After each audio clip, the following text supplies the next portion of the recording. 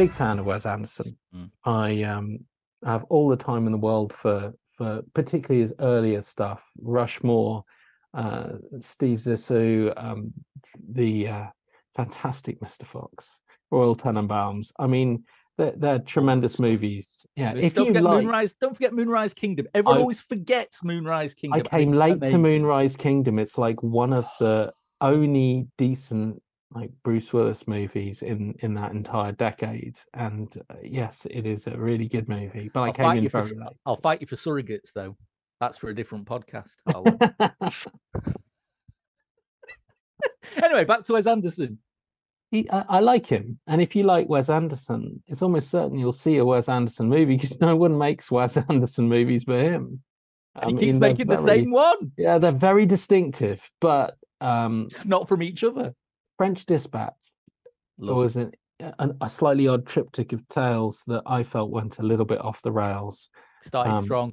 Yes, it did, and it got a bit wayward. It was still watchable Wes Anderson, but you could tell there was some cracks there because he rides that fine line between sort of I don't know, esoteric, imaginative, hipster, and a unique, quirky blend of je ne sais quoi and outright pretentiousness and self-indulgence. And he loves riding that line, and all his long-term fans love him being right there. But Asteroid City, all-star cast, lots of trademark Wes Anderson-ness to it. Feels like a Wes Anderson montage, which, to be fair, a lot of his films feel like, but they also at the same time manage to feel connected as well. This doesn't. This is the first time it goes right up its own ass.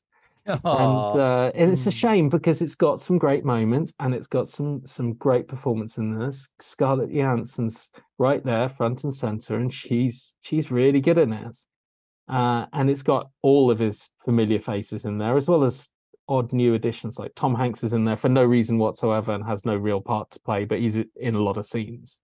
But it didn't feel like it hung together at all. Oh, that's a shame. And it didn't have that Wes Anderson wit that particularly his earlier works have had. It had, dare I say it, a little bit of cynicism to it.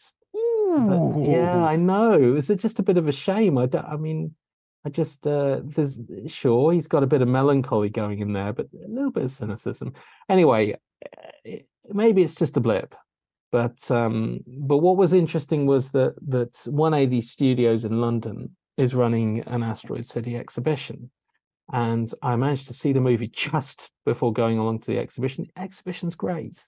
It's what you'd want every interactive kind of movie exhibition to be like. I mean, an Anderson film really lends itself to that kind of medium because you can walk around a gallery of bits and pieces and pictures and film memorabilia from the set and you go, oh yeah, that's very Wes Anderson.